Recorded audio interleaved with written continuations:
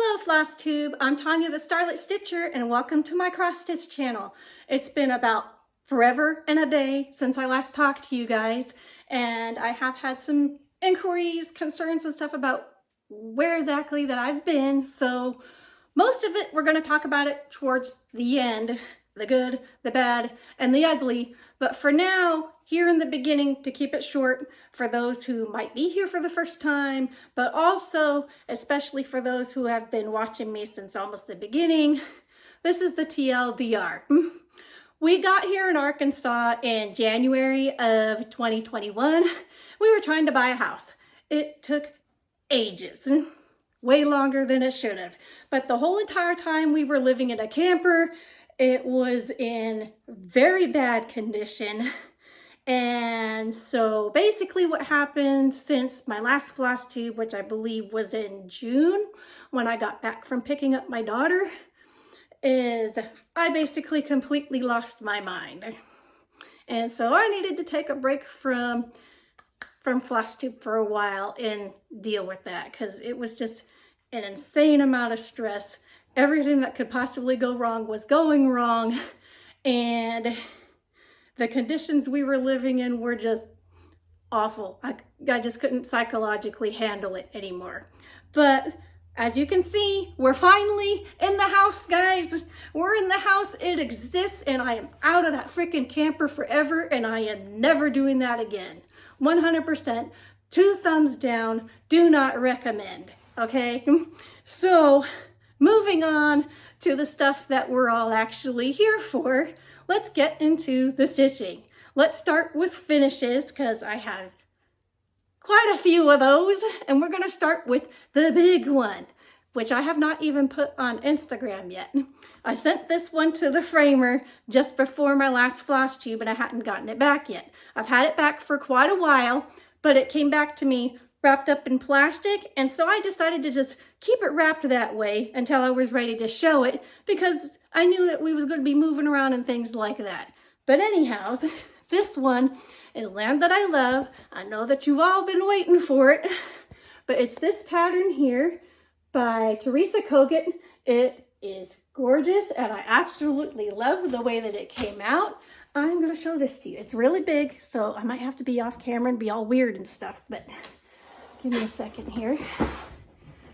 Oh, I'm so excited to show this to you guys. Here she is. Look at that. And I got it all in the video frame. Let me get you guys a close-up. I didn't frame this one by myself like I normally do. This is the first one that I ever had professionally framed, because I knew what I wanted to do with it, and I knew I wasn't going to be able to do that by myself. I knew I wanted to have double matting. So if you see here, I went with a dark blue and then a dark red to kind of tie in the colors that are in the chart. And this was just done in a black 24 by 24 inch frame that they had on the shelf. So the cost was lower to do this. I do have museum glass in this, but it is still reflecting a bit because I have a lot of sun today, but it is improved from what it would normally be with normal glass. So cost-wise, let's talk about that, because I've noticed that a lot of people, they send their stuff off to be professionally framed, but they never actually talk about how much that it cost them. It's like a taboo subject or something. But you know what? I ain't gonna... People kind of want and need to know these things. I mean, they don't want to be embarrassed to go and do it and then find out like, ooh, you know what I mean? And about die of a heart attack. This one cost me, it was $175 to have this framed by someone other than myself. And so by the time you factor in taxes and all of that, it was almost $200 to have this framed. And because I used a frame off of the shelf and not like, you know how they have the cutout corners on the wall and stuff, This could easily be even more expensive than that to frame. Now, the cost breakdown. The frame itself was only $30 because they take the half price when it's one off of the racks that they have in the store. Each of these mats were $20 a piece. So if you only do one mat, that part would only be 20 bucks. And if you don't do any mats at all, obviously you would not have that cost. I did 2, so that was $40 just to have mats. The museum glass cut to this size was $75. And then there was also a $30 charge for, I guess, some kind of handling fee for needle art. That's how it's labeled on as the invoice. But that was the cost breakdown. But I knew from a previous project that I had framed and trying to cut my own mats myself for like the borders, I don't have the right tools to do that. And so on that other project, which was, you know, not the fanciest one ever, so I didn't care if it came out perfect or not. So I tried it on that. It does look a little bit janky. I mean, it's fine considering I did it for myself. But this one, for land that I love, I wanted it to be actually done good and look good. So I paid somebody else to do it. But there's how she was, how she turned out, and I'm very happy about it. When I find a good place to set it up and take a good picture, I'll put it up on Instagram so you can go and admire forever if you want to. But moving on to the other stuff that I finished since you last saw me. Now again, I may be going off camera a bit because I have a bunch of stuff and it's kind of a mess in here. So I'm just going to do the best that I can. I think after that, I finished my flea market baskets. This was a stitch along with Fat Quarter Shop. The pattern is by Lori Holt. And so there we go. And I finished it into this pillow. It's so soft and fluffy. Now I stitched with all the DMC floss colors. I also used the 25 count vintage cloth by Lori Holt, which is also called for. And for the finishing, this was an 18 by 18 inch pillow form, I believe, that I got for the inside. And then I just did these borders around the pillow and on the back, which, as you can see, I could have done with overlapping this a bit more, but hey, you know, we don't go for perfection over here. But this is the gray Chelsea's checks is what I used to do that. And I think it came out really great. I really like this. And it was fun to stitch too. So let's put that aside and go to the next thing. Okay, the next thing. Okay, here we go. Because I'm trying to keep this in order. I'm somewhat organized. I mean, you know, everybody joined the club there, right? This one is, I did this one for Christmas in July. I was trying to keep myself cheered up as best as I could, even though things were kind of crappy at the time. But this was Christmas Rolls by Lizzie Kate. It's got like 6 different parts to it. And yeah, this is how that came out. Let me get this arranged properly. But this is finished. I have not framed it yet because I haven't done the buttons on it yet. But other than that, it's all the way done. Now this is a 32 count light taupe lugana. And who is this by? Wichelt, I think. It's either by Wichelt or Zweigart. I don't remember. I wrote it down somewhere, but I forgot to look at it before I actually started. So it is what it is, people. But it's just a 32 count light taupe lugana. You know, simple enough. There's a lot of other colors that you could use too that are similar to this. But it came out really cute. Now I haven't put the buttons on this and gone to frame it yet because you see this empty space over here? I'm going to put her Halloween rules on that side before I do all these. Yeah, see, that gets a little bit tiny for you to see on there if I do that. But I'm going to do that before I put all the buttons on, and then I'll frame them at the same time.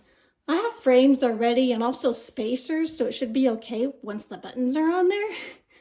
But that's the deal with this one. It's so cute and I love it. Okay, I think that's the last one. There we go. Let me get this all folded back up. You can only try. Organized chaos, that's what I always say. That's what I am, is organized chaos. Alrighty, the next finish that I had was this little one, You Are the Boss, also by Lori Holt. This too was a stitched along with fat quarter shot, and I don't actually quilt, but I was feeling a lot of anxiety that particular weekend, so I decided to stitch it anyways, and it helped. It really did. And every time, the whole time that I was stitching through it, I was thinking in my head, oops, it would help if I wasn't holding it upside down. Yep, I'm definitely the boss of my life. Can you tell? So there we have it. You are the boss of your own quilt. Now, because I don't actually quilt, I don't know if I'm going to FFO this one or not, or just leave it as is. I haven't decided yet. So for now, it's the only one that I have that's finished that I don't really have plans for, but it was a really fun stitch, really good colors. I used this on a leftover piece of that same 25 count cloud vintage cloth that I had used on flea market baskets. I spaced it, and this does fit on the same piece of fabric if you start in the right place. So I only needed to buy one piece of fabric, and that fit both of them on there. And of course I cut off a tiny little side piece, but you know. But yeah, so there's that one. Next up, oh my gosh. Okay. I also finished, I keep wanting to call this Home Sweet Home, but that's definitely not what it's called. This one is also a Teresa Kogut, and it's Sunflower House. I liked this one because I knew we were going to be moving into our house. I like the sheets, and I like the colors of the thread. And back when I first picked out this chart, I wasn't entirely sure if I liked it or not, because something about it was like not really connecting with me. But eventually I figured out that I just wanted to change the background and then it would be okay. So let me show you how that came out. Here it is. Now this one I framed myself. Oh my gosh, you see how much glare that is whenever it's not museum glass? Okay, here we go, sort of. I'm gonna show this to you as best as I can.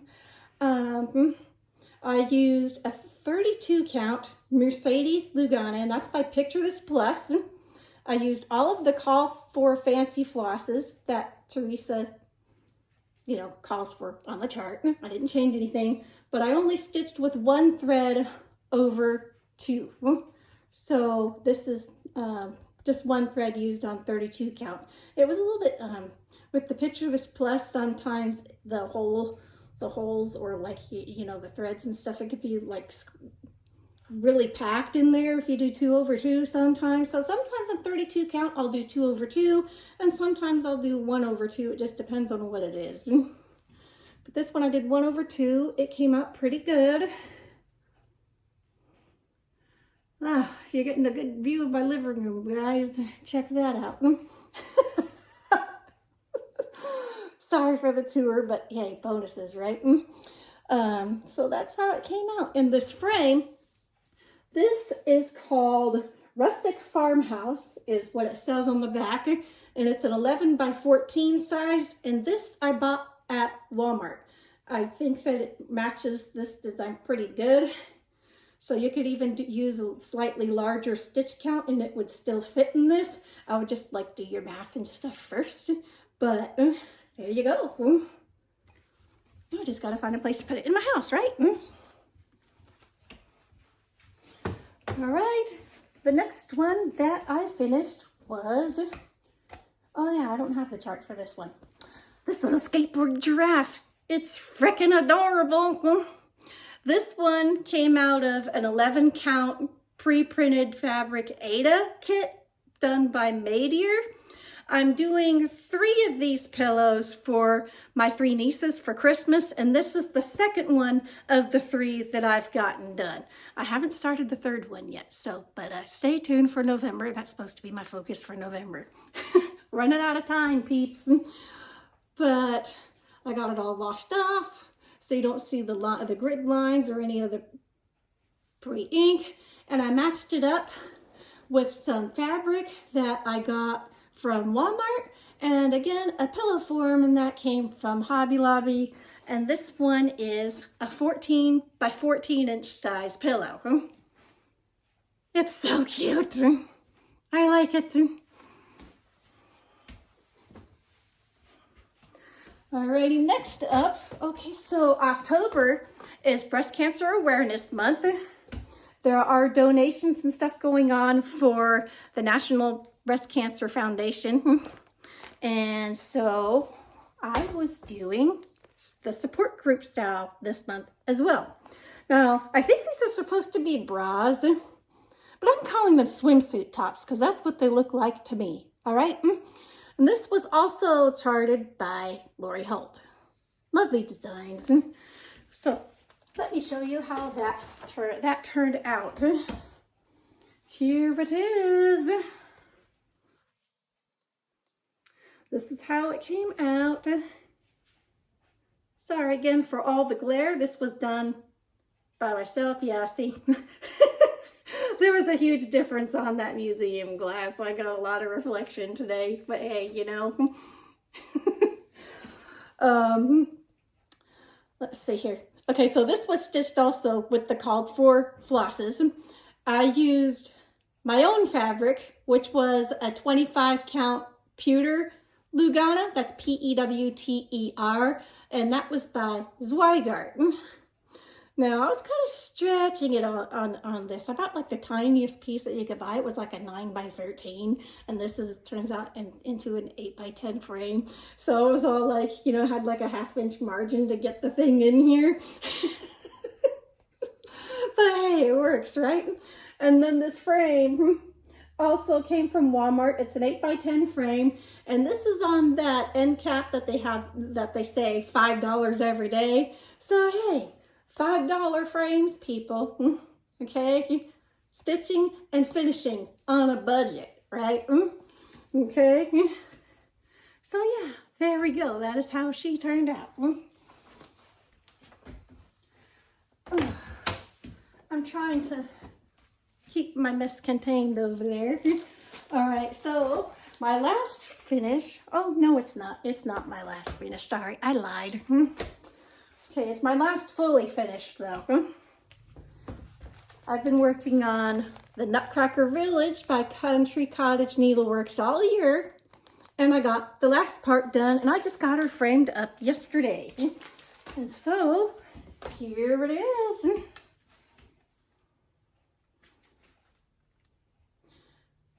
Oh, it came out so good. I'm gonna try and, the glare is awful. Next time I might see if I can find a better spot in my house, but I had a lot of stuff today, so that's why we're in my kitchen today. Next time with less stuff, we might be able to do it over my stitchy stuff. We'll see. But today, lots of glare it is, guys, okay? Now, this one I stitched on an 18 count opalescent raw linen Aida. And for flosses, I'm using all of the called for flosses, except for the Classic Colorworks Snowball. I'm just using DMC white instead because I don't see no variegation in Snowball, so I decided to go with the DMC. Okay, then there, that's it. And most of my backstitch I did with 2 threads, but in other spots I just only did 1 thread. Like, where is it? On the ice cream shop, I think. Like on those ice cream sundaes and stuff, I only used 1 thread. But in most places I did the backstitch in 2 threads. And as far as French knots, I don't do French knots, people. Because me and French knots are not friends. They're like I don't know. I cannot do them. They do not stay in. They just pull right through to the back. Either that or they're excessively tiny and you can't even see them on my piece. So then you're trying to take it out and do it again. And I'm just like, ugh. Clearly I didn't make enough thousands of practice French knots. So, so for like all the eyeballs and stuff, I just faked it till I maked it. And put little tiny stitches like there. I hope that you can see that like on her eyeballs. But that's all I did was anywhere that it called for French knots was I just put tiny little stitches in there. And so yes, I did have to pierce the aida to do that. But you know what? It was still better than doing French knots. Okay? And can you tell really on this? No. And is anybody else that doesn't stitch, gonna be able to tell? No, they ain't. Okay, so about this frame, because some people, it's just a basic white thing. This was a wall decor item from Hobby Lobby, because that was what was on sale this week, was wall decor. And so that's what I bought. This started out being, it said something like Strong Girls Club or something in here. I took that out, I put this in, and I closed up the back. And there you go. Now, I do think that the white is a little bit plain for this. And so I thought maybe I would either like paint like little pink dots or maybe like mint green dots or I don't know. So you know what I did? Because I don't have paint right now and I don't need to be buying a million colors. I have acrylic paint, but I don't know if that would like actually stick good on this. I think that it would like peel off super easy and stuff. So yeah. I bought myself some sticker dots and I'm going to stick those on here. And that's how I'm going to finish up this frame. Okay. And so, yeah. There we go. All right. And the last finish. This one I've been working on intermittently too. This one is out of the Encyclopedia of Puppies by Cooler Design Studio. And I have been doing this little Shar-Pei puppy in there. Because my mom is a breeder of them. She's been breeding them for like 30 years. So, and I have two of them in my house, Batman and Cricket. And we love them. So those are going to be her Christmas present this year. So I'm going to make 4 ornaments. And so let me show you how those turned out. I actually just finished the last one this morning with the backstitch. But here they are. They're so freaking cute. Okay, so this first one, this is how it's originally charted. And I'm going to call that the cream one. All these other 3 colors I did myself as far as like picking out colors and stuff. So this second one is black. The third one is red fawn. And then this brown one, the last one, it's normal fawn. But they're all so cute. Now, when I've been taking my pictures and putting them up on Instagram, I have been putting the thread colors that I've been using for this. So if you're interested in finding that out, you can either go over there, or if I remember, I'll put that down in the description box below, which, by the way, I'm going to do that after I upload. So that might not get up for a few minutes after the video goes up. We'll see how that goes. But yeah, okay, so that's all the things that are finished.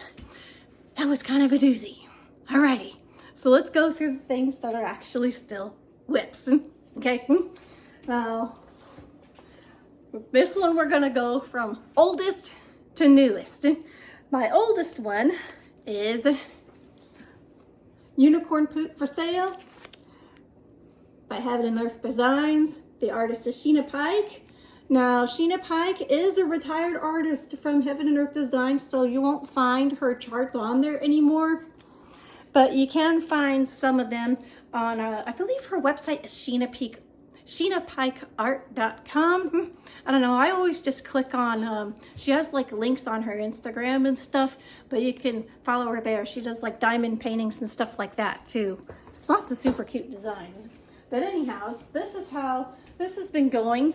I have, since I last saw you, I've met my goal for the year on this, so it's in kind of in timeout now, but it's going to be coming right back out in January again because it'll be my focus piece in January. So it won't be missing for too long, but here it is. Look at that. My goal for the year was 12 pages, and so here we are at 12 pages. There we go. I can't see what I'm doing, so I hope that you can see this good, and if not, well then I tried, people.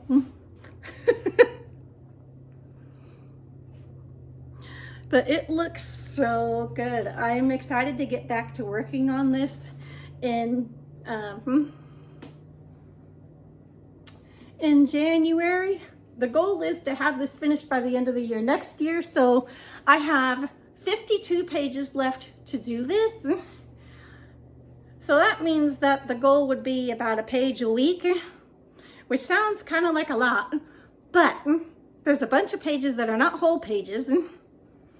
And so I think that could be doable, provided that I don't chase too many squirrels. More on that here in just a little bit, okay? But yeah, we will see if that happens, but it is coming out again in a couple of months.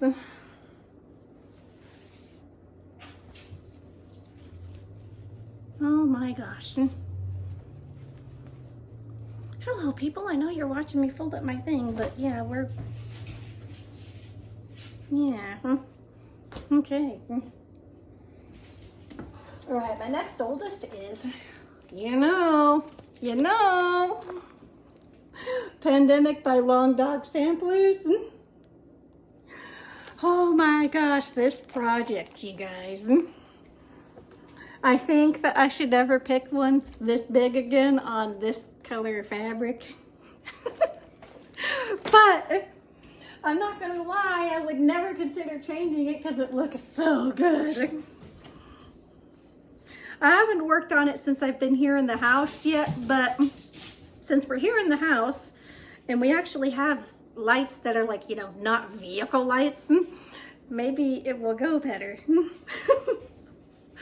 But here is where it's at, you guys. I have no idea where I was at on this the last time I showed it to you, but I only have 4 pages left now. Can you believe it? So I think maybe I'll just kind of scroll this up.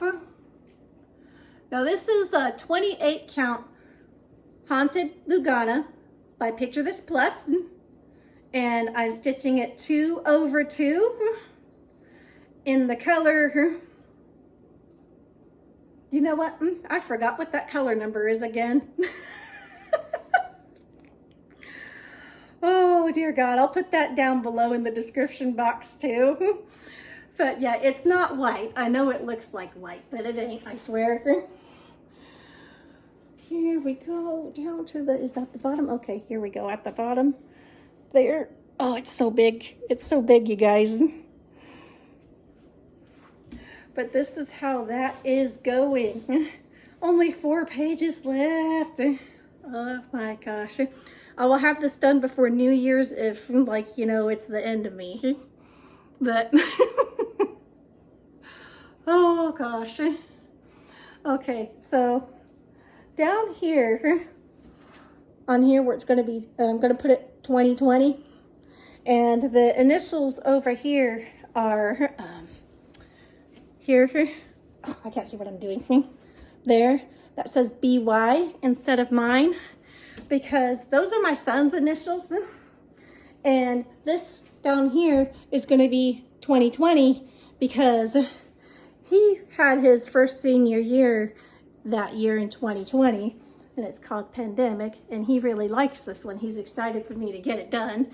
So this one is going to be in his room, so it got his initials on it, and it's going in there whenever it's done, which I'm going to try before the end of the year. I really want to make that happen. But yeah, cross your fingers, people, because this one has been a doozy. It's been a, okay, first of all, so this different color here, I meant to mention that a second ago, but I didn't because, yeah. This color here is 647, And there's also like some butterflies that have it as the backstitch and stuff like that. No particular reason why I picked that color other than it was nearby whenever I wanted to put in a different color for the backstitch on butterflies. So I just kind of stuck with it. And all of the backstitch on this is also done with 2 threads, just like with the normal crosses. Mainly just because I'm lazy and didn't want to thread and unthread my needles and deal with all that junk on going back and doing backstitch. So I was just doing that as I was stitching all the regular crosses. So there we go. We're not real technical around here, people. And so, yeah, there we go. But yeah, this fabric was really, really hard for me to see and stitch on in the camper with really poor lighting. So that's why I've been struggling so hard with it. I've been working on it since March, I believe, is when I started it. So, it's taken me longer than I expected, that's for sure. But if you can't see on the dark fabric, it's gonna take longer to do it, people. But it will get done and it looks good, so there's no way I'm gonna change my mind and put it on something else. Yeah, right. This is like the labor of love right here, guys. So yeah, there's that one. Okay, we're almost finally to the bottom. Okay, so I started season 2, A Year of Celebrations by Hands On Design. And this is a stitch along also with Fat Quarter Shop. And for this one, let me bring it out. I'm using Kimberly Jolly's thread colors, floss pack, whatever you want to call it. But I'm using those colors. And I'm also using 25 count Prim vintage cloth by Lori Holt is what this fabric is. I mean, of course, you're going to find similar fabrics in other counts and whatever, so you don't have to get this. But I decided to follow along with Kimberly because I actually like her color choices. And so this is how that's coming out. I have 6 of the 12 blocks done. Yes, I did. For a second, I thought maybe I counted wrong. But here's where they're at. But I've been doing 2 blocks a month because the idea for me is I would like to have this done before we go into New Year. Because I just do, yeah. And this is turning out really good. Now, I did have one issue with Kimberly's floss pack, though, her floss pack has Classic Colorworks Ladybug and Classic Colorworks Holly Berry, I think is the color names. The Ladybug, which is here on the belly of this cardinal, you see how good, well, now mind you, I fussy cut the lightest piece out of that entire skein as I possibly could. So, you know, I got like this whole stitches over here. That was like 6 of that. And then that was all there was on that whole length of thread that was that light. And on this other one, it was darker. Like, you can't hardly tell that that's even a different color right there because it's supposed to be like this other bird where, you know, it has a different color belly. So I'm like, I'm going to be very unhappy with this. This is how it looks for the entire rest of all the blocks and whatnot. And so I went through. Now, like, Kimberly, she chooses her flosses by like actually looking at them. And so that's one thing to keep in mind, because this has happened with other charts too that people have talked about, is they get exactly what the chart says to get, and then the colors, you can't tell the difference. They look exactly the same. It's like, why bother changing color, right? But the thing is with these hand-dyed flosses is when they're done in different lots, there can be color variations, and that's just not meaning just the variegation.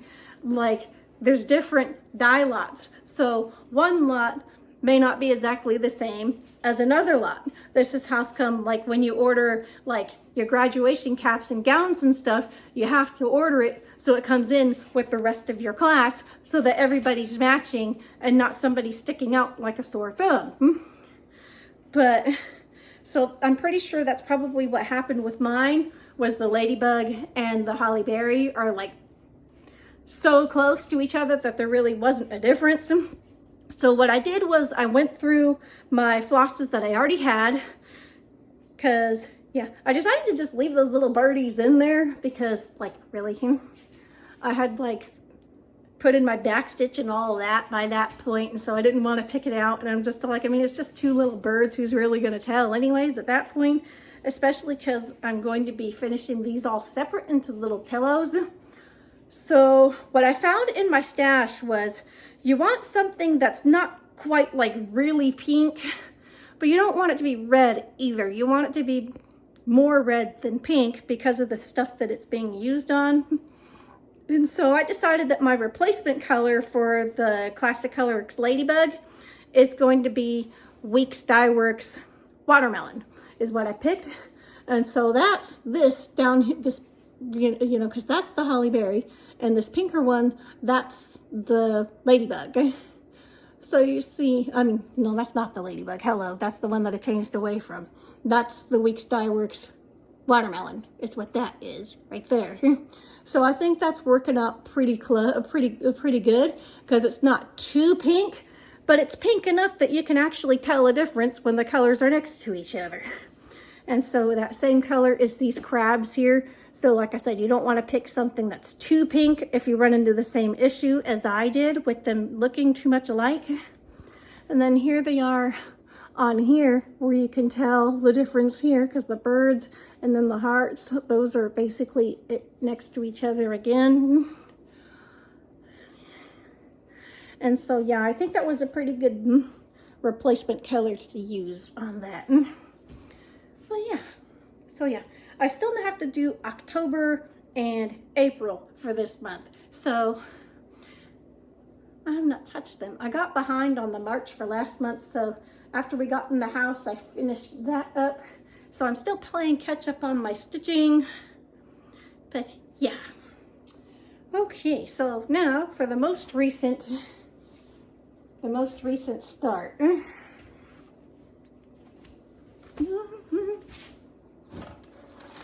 Is, you know me, and the squirrels, and the stitch-alongs, and the Kimberly Jollies with Fat Quarter Shop. I did it, people. I did it again. I seen it, and I had to have it, and I had to start it, and so I've been working on it when I probably really should have been working on Pandemic. I have been very bad, but sometimes it feels good to be bad, okay? This again is a Lori Holt chart. I'm going to talk about this in a second after I actually show you my progress. Now, here it is. This is where I am at. I'm using all the Cod 4 flosses again, because she picks good colors, so no issues with that. I was kind of on a budget this month though, because we did just get into our house, so we had to buy like, you know, housey things like furniture. That would probably be good. But so what I bought was the 25 count potato lugana, and this is by Zweigart is who it's by. And this is also a much bigger piece than the barley vintage cloth by Lori Holt. If you decide to go with that fabric, which is the called for, you're going to have a little bit more than an inch border on all of your sides, and it does tell you that on the back of the chart, that if that's what you use, that is the biggest size that they have available to buy. I think maybe they might have a larger size. I didn't actually look. So I decided to get a bigger piece of this 25 count potato, because it kind of scares me to like, I mean, like I was able to do it for support group because that was kind of a smaller piece. This one is going to be bigger, and so only having an inch margin on this big of a piece whenever it's done, that kind of, I don't know about that.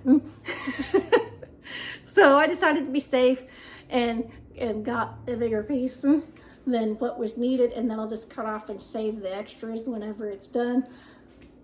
Now, potato, you see it looks kind of like a cream color, but it's also got these little brown / black dots on there. It's a little bit lighter in color than the called for barley, but close enough for me and on budget. Okay, And so there we go. I like it. Now let's talk about the chart because I had some issues with the chart on this one. Not major issues. There's not like errors in the chart or anything. It's just a couple of things to keep an eye out. So if you're doing this one and haven't started it yet, you kind of have a heads up. Okay. So let's take a look at these chart symbols. Now in real life, these colors are not this close to each other. On here, like you see how the reds and the pinks, they basically kind of blend in with each other. This can be sort of the problem with color charts, is there is kind of a limitation as to what printers can actually print.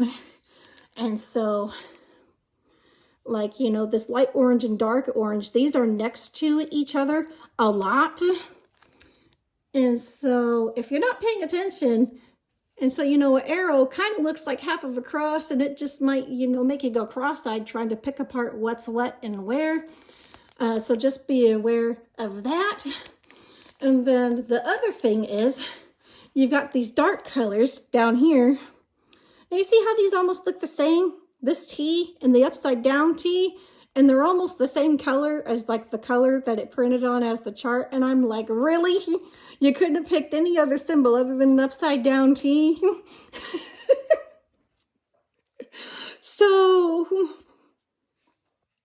just, you know, be aware that there's an upside T and an upside down T, and sometimes they're within the same block. So be careful with that, okay? Now that you know that it's there, make sure that you're picking up the right color, okay?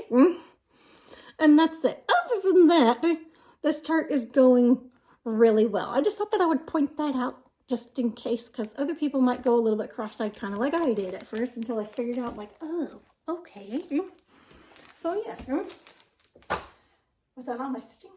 Okay, yeah, we finally made it to the end of all the stitching, people. Okay, so if you were only here for the stitching, I'm sorry to tell you that that was the end. I will try to be back here in a couple of weeks in the beginning of November for another video. And so I will see you all then. And so for everybody else who would like to stay and get filled in on all the drama that's been going on, that's what's coming next. So if you don't want to be a drama llama, take care. I love you anyways, and I will see you next time. And so, yeah, we've given everybody an opportunity to go if they wanted to. And so, yeah. Let's go talk about the good and the bad and the ugly about being in the camper, people. Okay, so I didn't exactly think about what I'm going to say right here because I don't really want to come across as offensive, because I know that, like, you know, people like to live in tiny houses, and then there's people who fantasize about living in a camper or in an RV and living that kind of lifestyle and stuff, and that's good. But not every lifestyle is for everybody, and I was clearly not somebody that could do it. Okay, so the good. We were at least hooked up to a septic tank, so we did not have to deal with changing out the gray water tank. Now, for those who don't know what that is, that's a tank that holds all of your water that gets used. That would be like, you know, water from your sink, or when you flush the toilet, that's where your stuff goes, and then you have to empty that out every once in a while, because obviously if it fills up and it backs up into your thing, that's not good. Okay, moving on. So yeah, that was a plus. Otherwise, I would have went bonkers a long time before I did already. So the other good thing, I managed to somehow not kill anybody. That's a good thing, isn't it? Okay, yeah, those are the only literally good things I have to say about living in that camper. All right, the bad. Oh, there was so much, but I'm going to try and keep this politically correct for all of our, I don't know, ears that we want to keep closed. So fill in my not so nice words with other words that you know I was probably really thinking. And there you go. Okay, so the bad. The heater did not work. The air conditioner barely worked. And there were problems with it whenever it did. And that might not be so bad if you were in a place like California or something that's pretty temperate all year long and you don't actually have any real seasonal weather. But mind you, these things have 0 insulation. All right? And there were times where we got well below 0 degrees Fahrenheit, okay? It was not fun. And in the summer, I was literally dripping all over the place. And that was another reason why I didn't film, because I didn't exactly feel comfortable looking that way in front of you guys. But yeah, that was a whole other thing. Also, the bad that people don't really like to talk about. Those things are not meant to be lived in by 4 or 5 people at a time on a permanent basis. Everything is made of plastic. Everything breaks all the freaking time. And it is not fun when your toilet breaks for the 80 bajillionth time within a year. And then you don't even have anything to crap in, okay? It was not fun. Not fun at all.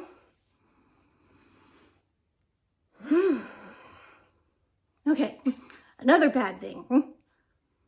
Of course, obviously, the space is small. It was a freaking camper, okay? You have not a mini fridge, but I want to say like an apartment size fridge, which is probably a bigger size for that kind of living environment, actually. But it was still way too small. More on that later when we get into the ugly, okay? The oven was also really, really small. You couldn't fit anything thicker than a frozen pizza in that bad boy.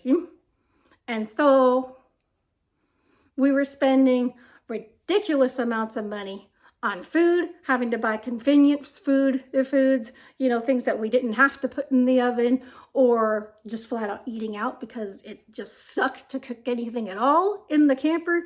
And so our grocery bills were just flat out outrageous. I mean, you know, I know inflation is bad and everything at all, but like the kinds of food that we needed to buy just, yeah, I mean, you know, to have something to eat just made it all the more expensive for us to be in there. Okay, there was a whole bunch of other bad stuff too, but we're going to move forward into the ugly and just rip off the Band-Aid and go for it, okay? So the ugly, when we got here in January of 2021 and we're shoved in that thing. Okay, so in the first place, whenever we left California, I was not told that we were going to be living in a camper. I was told that, because we moved back here to where his family lives, because there was like a whole bunch of situations and circumstances that was going on out there. I mean, I didn't really like the COVID policies. Of course, I hated everything was shut down for freaking ever. Couldn't do nothing over there. But there was just things like, oh my gosh, constantly feeling like you're being watched and harassed by everybody that lives around you. Constant family court battles, which is obviously not good on the kids or anything else. And then our landlord's up and went and frickin' died. So then the house we were renting went up for sale. And so we weren't going to be able to afford to live anywhere else. And so with that and a few other things that were going on, it was just God's time to say, time to leave. And so we came here because he had base here because this is where he grew up. Him being my husband, his family is all here. Mine was all there. So that's why I was there. And well, anyways, so that's why we ended up here. But like I said, at the time that we made the decision to move here, we was told that we would have a bedroom, an extra bedroom with somebody until we got back up on our feet and could have our own place, which, okay, I can live with that. Now, when we actually got here, we got shoved in this camper, okay? Which was not a good feeling for me in the first place, because that was not at all the living that I expected. It was not what I knew I was getting into. I had zero idea at all whatsoever that it was coming, and I just went whacked across the face. There it is. It was not something that I willingly chose to do. It was something that was like, here you go, you have this to live in. And it was in very bad condition on top of that, okay? So, as I said at the beginning of my video, it was very, very bad, like unbelievably bad. There were some kind viewers who have reached out to me over the summer saying, hey, where you been? I'm just like, I'm just a total wreck over here. And so I let them all know. I was just like, you know, there was a lot that I could not say on camera to you guys because of the fact that we were still in it, okay? So between, like, you know, what if who the thing belongs to saw the videos and then, you know, or what if the wrong person heard what was going on and then decided to report us for something that was not really our fault, you know what I mean? So I was in constant fear of, like, having my kids taken away and things like this because the conditions were so bad in that camper, all right? So, as you can tell, I'm not 100% better yet. I still feel so much anger and resentment over this whole situation. So I know I'm not 100% okay yet. I hope to get there over time. But at least I ain't in tears, so I got that going on, okay? Okay, so when we arrived, one of the big windows of the camper wasn't even there. It was the middle of winter where we had negative 27-degree weather. We had a lot of snow, a lot of ice, and a megaton of rain before it all let up in the spring. It was about 5 months before that window got replaced. All right.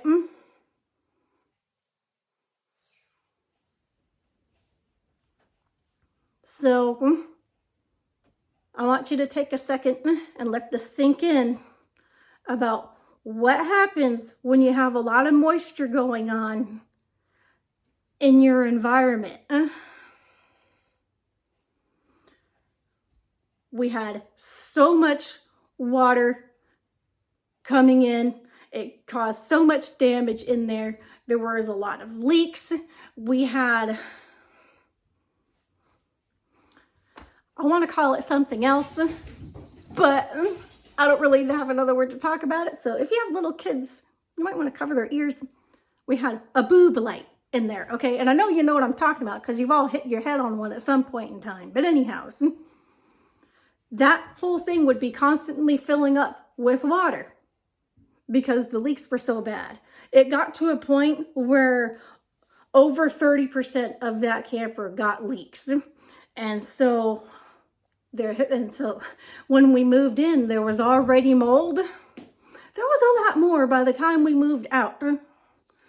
So living in a camper is already a very small space, especially for 4 people with pets. Because I'm not about to abandon my animals. Sorry, they're my family, just like people are, okay? So there was a lot of that space that we couldn't even use because it was so water damaged and covered in mold. Like I said, it was very ugly. And this is why I was stressed out, because I deserve better. My kids deserve better. Like, everybody here knew the conditions we were living in, but nobody did anything about it. They just kind of, oh, well. It's like, I'm supposed to be, like, you know, fitting in with his family and stuff. But let me tell you, it's like I haven't had an exactly easy time doing that yet, because I felt like I haven't been able to be myself yet because of basically living with a stick up my butt, trying to not offend anybody, just trying to make do and take every day by day. And make it till things got better, which thank God we finally got out of that thing, but it was bad, really bad. I mean, it just got to a point where I think I've talked about before, where some of my stuff lived out in my van.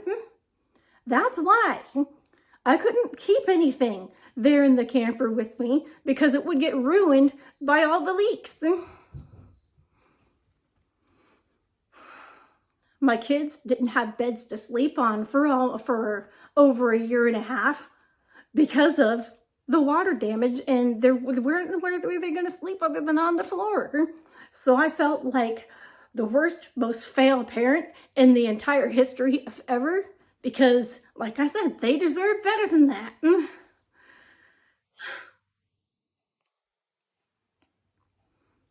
See, now I'm trying to hold back the tears now, people, but it was really bad.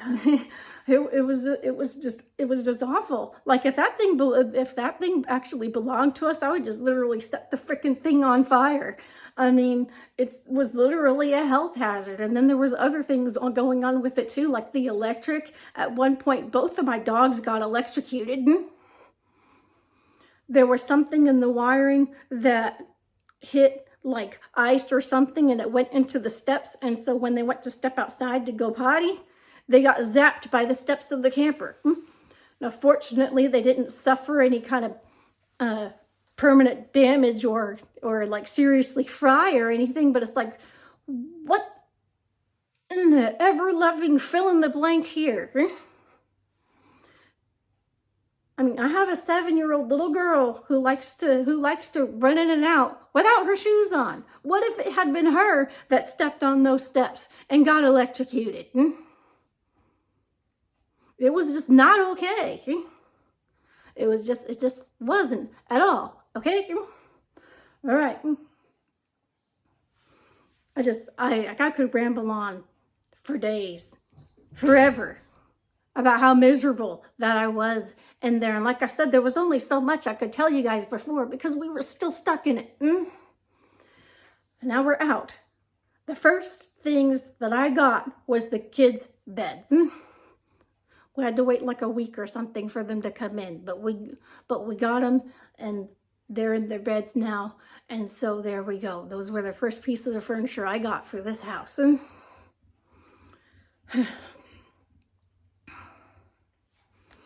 Where was I at? I don't even remember. Oh yeah, and then there was the summer of the blazes, let's call it that, okay? So I believe the last time I talked to you in June, I think, we had just hit another hurdle on getting the house, where we were waiting freaking ages to have an appraisal done. It had been like 6 weeks since the appraisal was ordered for this house. Mind you, we've gone through multiple appraisal thingies, okay? It was probably better off to leave that for another time. But anyhow, apparently it took them like 6 or 7 weeks to figure out that the guy who was supposed to do the appraisal freaking had a heart attack and died, okay? And it's like, really? I mean, like, I felt bad. Like, I felt like I shouldn't really feel so much negativity, because, like, obviously, you know, somebody died and they're not around anymore. But it's like, holy crap, I want to get out of this camper and move on with my life, because I am not okay anymore. Like, I was like, okay. So I think we had found that out at the time of my last video. We finally had the appraisal done like a week later after that. And so then after that, it was like a week or two after that, we got to go in and sign some papers. All right. Now these papers, now the way that we structured our loan, now this is a double wide manufactured home is what we got. We had the land to put it on already. We were first trying to go through the VA. We spent over a year trying to get that done. Didn't make any headway whatsoever. We would just kept getting led on and led on. We weren't being denied. We were just saying, oh, we'll have stuff for you next week. Oh, it'll be approved next week. Oh, it'll be approved next week. In the meantime, houses keep going up and up and up. And it's just all like, I think they're just playing games with us, because it ain't right to be holding families hostage for that long. But we decided to dump them and go conventional in April, it was, and we found this house already built on a lot 3 hours south of us. I put a deposit on it that same day without even having walked it.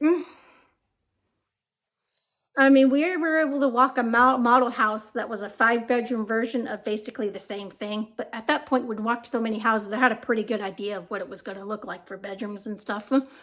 But yeah, I put a deposit down without even physically seeing my house until it got here on our land.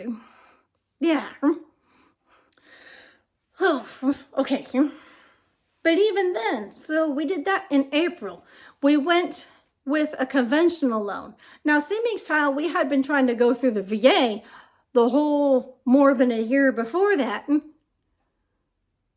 we weren't saving up money for a down payment, so we didn't have a down payment. All right, so that was going to make things a little bit interesting, but that turned out to not be as bad as what I had expected. So we got our conventional loan. Okay, so yes. However,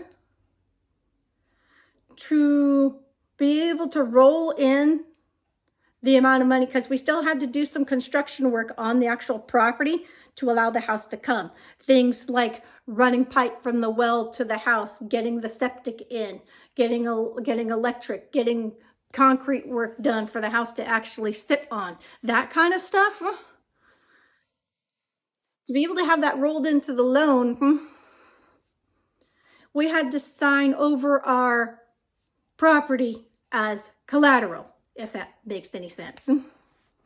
Okay, so at that point, I kind of accepted that as just kind of what it was. It's like, okay, well, you know, they don't want to dump in all this money to do all this construction work and say, bye, we're going to take our property and all this construction work that we did and see you later. I mean, you know what I mean? So that kind of was what it was, and I had accepted that. However, when we went to go and sign those papers, I expected that we were finally going to actually close on our loan, okay? No, that is not what happened at all, okay? We signed papers to sign over our property. So technically, we didn't have our final closing documents done for the house yet. And 2, we technically didn't own our land anymore either. So then I really lost my ever-loving mind, okay? Because in between the time of when we sign that stuff and the actual closing documents get done, we're worse off than what we started. And of course, there's also things down in there saying, like, you know, if you back out of this loan process for any reason whatsoever, we get to keep your land. So I'm like, I mean, you know, doesn't that kind of feel like you're being scammed so that they can just, like, you know, take your property away? And I mean, you know, it was a super stressful time, okay? And then things took longer than it should have after that to actually get the house here. Oh my God. So it finally showed up. When it did, I believe I put up pictures on Instagram of when it finally arrived, and it's like it's 2 halves and still on the trailers and all of that junk. But it was there. I haven't been making up stories this entire time about trying to buy a house, people. Okay, so the house finally arrived. All the construction stuff, it all got done. Electric worked, water worked, everything that needed to be done, internal trim work, like all the doors up, and these stupid vertical slat thingies, those were all up, and everything was all good to go. And then we ran into another problem. And it's like, really? Of course, we're days away from being able to close, and still something else happens.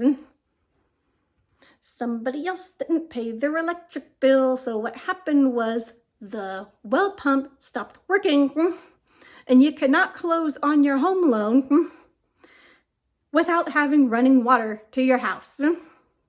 So we had to reach up our butthole and pull out a whole bunch of cash that we hadn't, because had we known that this was going to be, going to happen. Months ago, we could have rolled it into our home loan and not had to worry about it. However, because it did, we reached up in there and we took it out and we ran our own electric to the well pump. And so now, because this is not the first time that this has happened with that person. This is the second time since we've been here that their electricity has gotten shut off from failure to pay. But what happened was, so that's what we did. It was like $2,000 or something. And that was with my husband actually laying the electric wire himself, not having somebody else come in and do it. So you can imagine how ungodly expensive it would have been because it needed to run like 500 feet or something, 400, 500 feet. And so now the other person, the well and the well pump provide for both homes. Okay. So now whenever they use their water, it's coming over here and the electricity used is on our bill. Does that make sense? And my husband was like, well, it's going to use so much more money. I'm just like, you know what? They use like $5 a month in electricity to run the well pump to their house. It doesn't matter to me to pay an extra $5 if they don't pay it to us. It is not worth the stress and anxiety to me to constantly be having our water shut off because of them not paying their bill. I would rather just pay the bill myself and not have to worry about it. Okay? So that was the whole last minute thing. It's like, oh my God, we're within days of finally closing on the freaking house and being able to move in, and then this happened. It's like, really? Oh, I was so angry. So angry. Yeah. Okay, so we got that fixed. Granted, a little bit less money for furniture than what we had hoped to have moving into the house, but at least that situation is over and it won't happen again. So now let's back up to the not house related part of the crappy summer. Okay. So for those who have been watching for a while, you know that my daughter still lives in California with her dad. I get her during the summers and during Christmas break. And so I had her out here with me. And then, eventually I had to go take her back. And so I did that. And while we were in California, now this is really gross, and I know people don't like to talk about it, but we brought home some unwanted friends with us. Me and my 7-year-old came back with lice. Oh.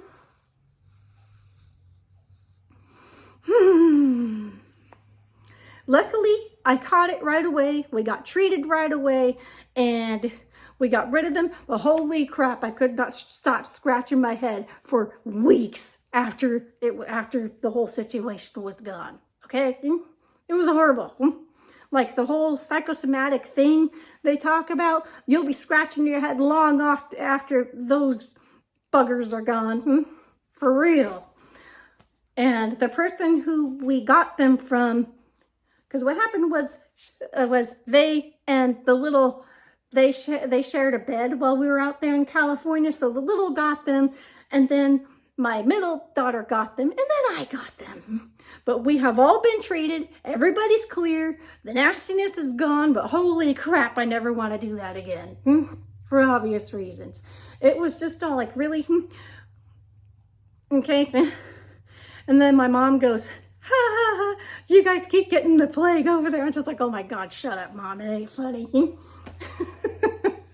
I mean, oh. So yeah. Since we are in school again now, I'm just going to give a little heads up.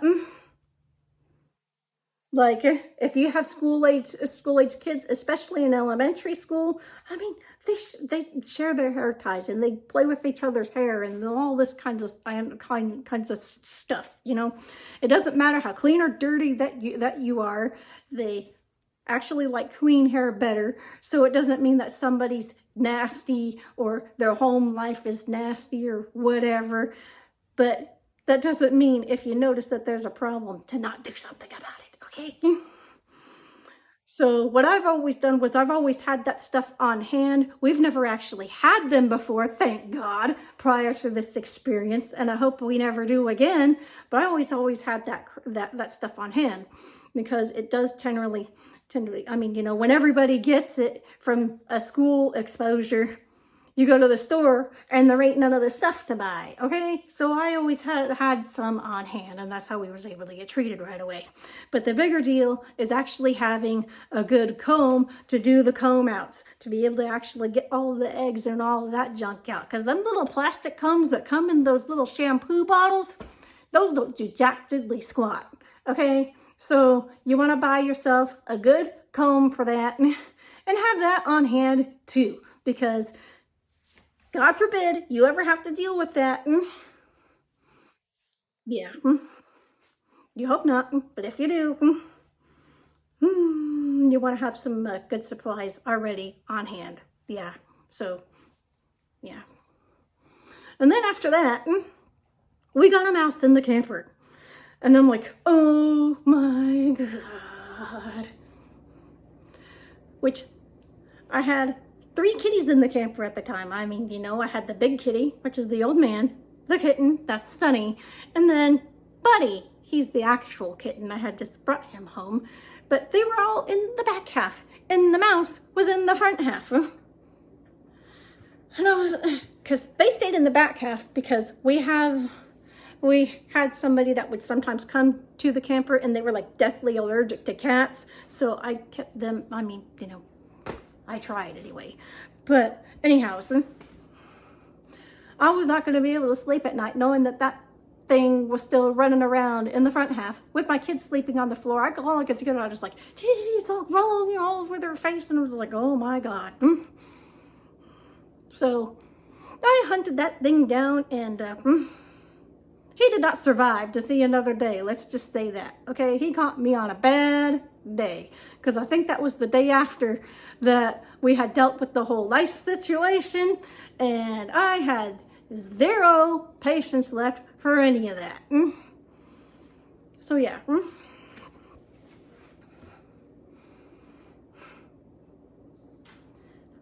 I think I probably went through most of everything that I wanted to talk about, and this has gotten to be almost an hour and 15 minutes long now. So I've been talking for a while, but for those of you who stayed to the end, that's what was going on and why I wasn't here on Flosstube, and maybe more than what you wanted to hear about, but there it is. I vented it, and hopefully we will not have to talk about it ever again, and that will be that. And so yeah, with that being said, as I said earlier in the video, I'm going to try and come back at the beginning of November and see how I'm doing with these projects by then, and give you my plans for November, and hopefully get back to a regular Flosstube schedule. I feel like I have like a problem going on. But yeah, try and get back onto a regular schedule again. I'm getting settled well into the house now, where I'm actually caught up with all the laundry situation and stuff. Oh my gosh, that makes me, so much laundry. So we've been in the house for like 3 weeks now, a little bit more than 3 weeks. I have a Samsung washer and dryer. I found out that this washer takes like 2 hours to wash. And I can't just do the quick wash thing, because my son and my husband, their clothes is just straight up nasty, okay? They stink and they're actually dirty. They ain't getting clean if you do that quick wash setting, okay? So the stuff takes like at least an hour and a half or 2 hours, especially if it's their stuff, to actually come out and get cleaned, because it don't do no good if it comes out and it's still dirty and then you gotta wash it again. And I washed absolutely everything that came over from the camper. I washed absolutely everything that I kept from storage, which a lot we had to take to the dump because there was rodent problems, there was roach problems. So that was a whole nother thing. I was just like, nope, let's make good decisions, people. A lot of it went. But we had some stuff survive, and so I kept it in a pile outside the house just in case. I mean, first of all, I didn't want a mountain-sized pile of laundry in my house to start with. But then number two, it had been all down in the storage for almost 2 years. So it all needed to get washed and stuff, and it hadn't been messed with by the other stuff. I think because these were like on the insides of the, like, you know, you have a box on the bottom and another box on the top and then one in the front and back behind. The stuff that survived was like on the insides of the stuff, so the things that didn't survive was like on more exposed, you know, if that makes any sense. But anyhow, so that's what I was dealing with for my first few weeks in my house, was trying to actually make it livable with getting our things back and put away and organized and actually clean. Good God, I think I did like 75 loads of laundry. But it's done. And now I'm getting set back into a regular routine of my house chores, because I am a housewife. That is my job. So now I actually have a home purpose again. Oh, that leads to good news. Okay. Well, actually, let's start out with bad news. Another part of the bad of being in the camper was I packed on like 30 pounds while living in the camper. Okay. Between the fact of what we were eating, plus the fact of you don't have to walk farther than 5 feet just to get to the bathroom in there. That was not very healthy for me. But since we've been in the house, I've lost about 5 pounds already. Okay, I know I don't look like I'm that big. I do have a couple of pictures up on my Instagram of where we finally signed our closing documents for the house. And so you see me next to my husband, which you might want to go check out that picture anyways, especially the one we're in the office with our real estate lady. She was super nice, by the way. Like, out of all the complaints that I have about this whole process, none of it was her fault. It all had to deal with this and that and the other, and the bank being weird and the stupid VA taking forever. And then ultimately we gave up on them and went conventional with a different bank. But yeah, that gives a whole picture of me with my husband. If you know, you know, he's my hobbit. And I may or may not be just a little bit fluffier than I was when I first arrived here in Arkansas, okay? I'm not like super huge, but I'm definitely fluffy. It helps that I'm fairly tall, so I can hide it reasonably well, but still, I have not felt very healthy. I don't, like, I can feel like tachycardia and stuff when my heart rhythm is not right. Like, I can actually feel it like thudding and stuff and out of rhythm and things like that. And so, but here in the house, I've already dropped about 5 pounds already, not doing anything other than ordinary stuff and actually eating like real food again. Okay. So I'm hopeful that I will be able to get back down to my normal healthy size, which granted is not size 0, people. We don't be looking like skeletons with skin on them around here. My healthy is, I want to get down to 150. If I can get down to 140 pounds, that would be good. But realistically, hello, I'm 39. I've had 3 kids. I think I'll be doing good if I can get back down to 150, but we'll see what happens over time. I'll let you guys know if I make significant progress, like, I don't know, 6 months from now or something like that. Let's be realistic. You can't be losing that much weight in only a month and then have it stay off. You have to lose it over time. So, yeah, anyhow, I should go now, because now I'm at the point of rambling forever and getting sidetracked and squirrels and yeah. So, bye-bye for now. I'll see you in November, guys. Take care. Love you.